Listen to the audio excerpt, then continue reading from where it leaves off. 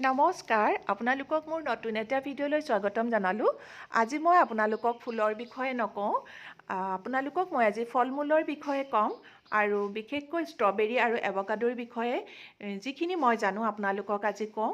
ইয়াত কি ভিটামিন থাকে আৰু এইটো খালে আমাৰ কি শৰীৰ আমাৰ ৰোগ নিৰাময় কৰিব পাৰে, এই সকলোখিনি ক'ম। ষ্ট্ৰবেৰী সাধাৰণতে আমি যিটো প্ৰজাতি লগাব লাগে সেই প্ৰজাতিটোৰ নাম হৈছে সুবাৰিনা V2। আকৌ এবাৰ কৈছোঁ, সুবাৰিনা V2 প্ৰজাতিটো আপোনালোকে লগাব, কাৰণ ষ্ট্ৰবেৰী খুব ঠাণ্ডা ঠাইৰ বস্তু আৰু আমাৰ ইয়াত যিহেতু লাহেকৈ পিছৰ পৰা গৰম পৰে আৰু গৰমৰ ঠাইত হ'ব পৰা আমাৰ অসমৰ জলবায়ুৰ লগত মিলি যাব পৰা এই সুবাৰিনা ভেৰাইটিটো আপোনালোকে লগাব আৰু এনেধৰণেৰে লগাই লোৱাৰ পাছত মাটিত বা টাবতো আপোনালোকে লগাই ল'ব আৰু যেতিয়া ষ্ট্ৰবেৰীবোৰ লাগিব তেতিয়া আপোনালোকে মাটিত হ'লেও গছজোপা চাৰিওফালে খেৰ পাৰি দিব আৰু টাবত হ'লেও এনেকৈ মই দিয়া ধৰণেৰে খেৰ পাৰি দিব। তেতিয়া ষ্ট্ৰবেৰীটো মাটিত লাগি নাথাকে। মাটিত লাগি থাকিলে ষ্ট্ৰবেৰীটো কি হয়, ফাংগাছ লাগে আৰু ফাংগাছৰ ফলত ষ্ট্ৰবেৰীটো গেলি যায় আৰু বহুতো নষ্ট হৈ যায়। সেইকাৰণে আপোনালোকে সদায় মই যেনেকৈ দেখুৱাইছোঁ তেনেকৈ কৰিব। ষ্ট্ৰবেৰী সাধাৰণতে আমি কাটিঙৰ পৰা কৰিব পাৰোঁ। কাটিং আচলতে আপোনালোকে ভাবিছে ইয়াততো ব্ৰাঞ্চ নাই, কেনেকৈ কাটিং কৰে। ষ্ট্ৰবেৰীটো এটা লতাজাতীয় গছ হয়, গতিকে সেই লতাবোৰ কাটিং কৰি আমি কৰিব পাৰোঁ। ইয়াৰ উপৰিও আমি চিডৰ পৰাও কৰিব পাৰোঁ আৰু চিডৰ পৰা কেনেকৈ কৰিব লাগে মই আপোনালোকক নেক্সট ভিডিঅ'ত দেখুৱাম। আৰু ষ্ট্ৰবেৰী এইটো মই আপোনালোকক দেখুৱাইছোঁ, সম্পূৰ্ণকৈ নেদেখুৱাওঁ। ইয়াৰ পাছত মই কি কৰিম কি নকৰিম সকলোখিনি নেক্সট ভিডিঅ'তহে মই আপোনালোকক দেখুৱাম।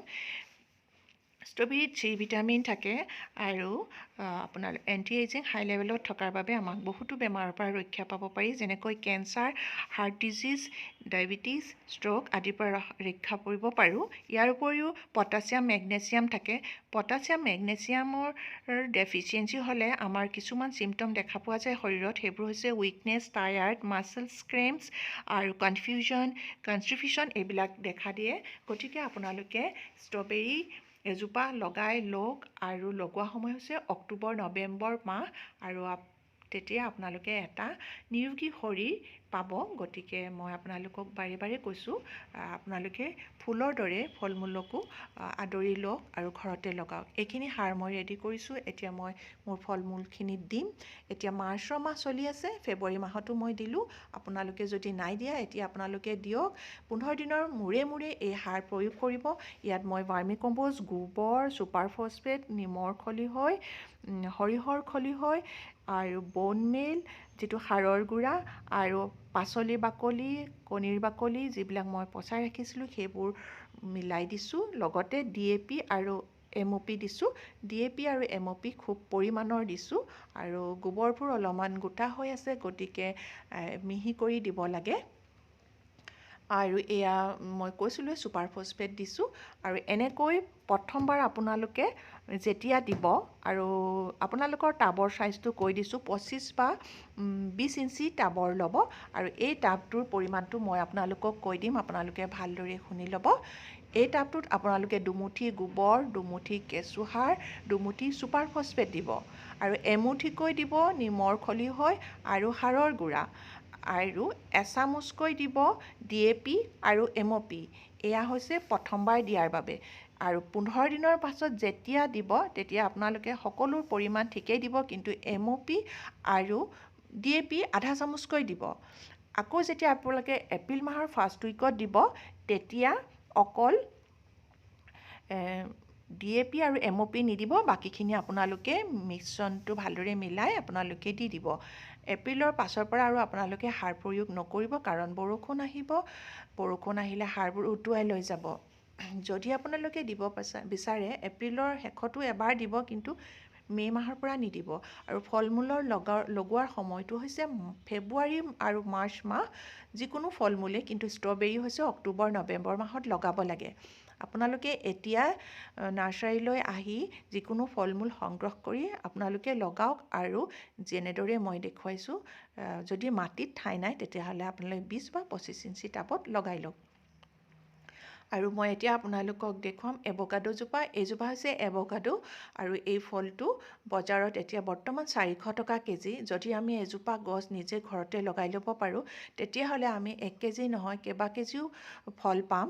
এয়া ফুল, ইমান ধুনীয়াকৈ ফুলবোৰ ফুলি আছে। দেখিয়ে মোৰ ভাল লাগি গৈছে। যেতিয়া এভোকাডোজোপা ফুলিছিলে মই ভবাই নাছিলোঁ যে এভোকাডোজোপা ফুলিব। আৰু মাজতে এইজোপা মই কঁঠাল দেখুৱাই লৈছোঁ আপোনালোকক। এজোপা অল টাইম কঁঠাল আৰু বহুতো মুচি লাগিছে। কিমান ডাঙৰ হয় এতিয়ালৈকে মই ক'ব নোৱাৰিম আপোনালোকক, দেখুৱাম মই কিমান ছাইজৰ হৈছে। কিন্তু যি ধৰণে 15 দিনৰ মূৰে মূৰে সাৰ প্ৰয়োগ কৰিব কৈছোঁ, যদি তেনেকৈ কৰি থাকোঁ নিশ্চয় আমি ভাল এটা ছাইজৰে কঁঠাল পাম। আৰু এনেকৈ আপোনালোকে ভাবিব পাৰেনে এজোপা কঁঠালো আমি টাবত লগাই খাব পাৰোঁ বুলি। আৰু এজোপা হৈছে ড্ৰেগন ফ্ৰুটছ। ড্ৰেগন ফ্ৰুটছৰকো এই ফেব্ৰুৱাৰী মাৰ্চ মাহতে সাৰ দিব লাগে আৰু একেখিনি সাৰে প্ৰয়োগ কৰিব লাগে। ড্ৰেগন ফ্ৰুটছক যদি সৰহকৈ পাবলৈ আপোনালোকে বিচাৰে আৰু কি কৰিব লাগে তাৰ বিষয়ে মই বেলেগ এটা ভিডিঅ'তহে আপোনালোকক ক'ম। আজি ভিডিঅ'টো বহুত দীঘল হৈ যাব, সেইকাৰণে মই এইটো ভিডিঅ'ত আপোনালোকক নকওঁ। এতিয়া পুনৰ আহোঁ এভোকাডো খালে আমাৰ কি উপকাৰ হয় আৰু ইয়াত কি ভিটামিন আছে। এভোকাডোত আছে ভিটামিন চি, কে, ই আৰু B6। ইয়াৰ উপৰিও পটাছিয়াম, মেগনেছিয়াম আছে। এই এভোকাডোৱে আমাক চকু নিৰোগী কৰি ৰাখে। আমাৰ চকুৰ কাৰণে ভাল এভোকাডো। আৰু উঠি অহা সৰু ল'ৰা ছোৱালীৰ কাৰণে ভাল, গ্ৰ'থটো আৰু ডেভেলপমেণ্টটো খুব ধুনীয়াকৈ হয়। ইয়াৰ উপৰিও ব্লাড প্ৰেছাৰ আমাক কণ্ট্ৰল কৰি ৰাখে, কলেষ্ট্ৰৰেল কণ্ট্ৰল কৰি ৰাখে। ইয়াৰ উপৰিও আপোনাৰ স্কিন গ্ল' হয়, তাৰপিছত ফেট বাৰ্ণ হয়। গতিকে আপোনালোকে এভোকাডোৰ বিষয়ে জানিলে, গতিকে এজোপা এভোকাডো আপোনালোকে লগাওক। প্ৰত্যেক এনভাইৰনমেণ্টেল ডে'ত এজোপা বা দুজোপাকৈ হ'লেও আপোনালোকে লগাই যাওক। এইখিনি মই যোৱা বছৰ 50টা পুলি এনভাইৰনমেণ্টেল ডে' দিনাখনেই লগাইছিলোঁ আৰু এয়া আজি মই তাৰ ৰিজাল্ট পাইছোঁ, ফুলিছে। নিশ্চয় অহা বছৰ মই ইয়াতকৈ আৰু বেছি ফল মূল পাম বা বেছিকৈ ফুলিব। আৰু ইয়াত মই বিভিন্ন প্ৰজাতিৰ আম লগাই লৈছোঁ।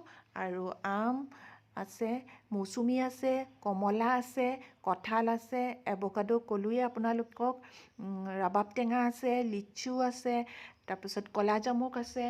এই সকলোখিনি লগাই লৈছোঁ। যিমান ফল মূল আছে মই গোটেইখিনি লগাই লৈছোঁ। আৰু কিছুমান এইবাৰ এনভাইৰনমেণ্টেল ডে'ত মই লগাম। যেতিয়া লগাম আৰু কিনো লগাম মই তেতিয়াহে আপোনালোকক দেখুৱাম কি লগাম। আৰু আপোনালোকে মোৰ নাৰ্চাৰীলৈ আহিলে মোৰ সকলোখিনি ফল মূল পাব। আৰু যদি আপোনালোকৰ ওচৰতে কোনোবা নাৰ্চাৰী আছে তালৈ যাওক আৰু আপোনালোকে এতিয়াই ফল মূলৰ পুলি সংগ্ৰহ কৰক আৰু লগাওক। যেনেদৰে আমি এই ফুলৰ পৰা ফ্ৰেছ এয়াৰ পাওঁ, তেনেদৰে আমি ঘৰতে ফল মূল লগাই ল'লে এটা নিৰোগী শৰীৰ পাম। গতিকে আপোনালোকে ফল মূলৰ ওপৰতো ধ্যান দিয়ক, কেয়াৰ লওক। আৰু মই যেনেকৈ লগাই লৈছোঁ আপোনালোকেও লগাই লওক। আৰু এই ফল মূলৰ এতিয়া সময়, গতিকে ফল মূল লগাবলৈ সকলোকে মই কৈছোঁ। আৰু মোৰ নাৰ্চাৰীলৈ ফল মূলৰ পুলি নিবলৈ আহিছিল আমাৰ ইউটিউবাৰ, আপোনালোকে হয়তো সকলোৱে জানেই, জোনালীছ গাৰ্ডেনিং এণ্ড লাইফষ্টাইল তেওঁৰ চেনেলটোৰ নাম। তেখেত আহিছে মোৰ নাৰ্চাৰীলৈ। এয়া জোনালী, এইফালে তেখেতে কথা পাতি আছিলে। এয়া জোনালী, তেখেতৰ মাক, আৰু এয়া কাষতে তেখেতৰ হাজবেণ্ড।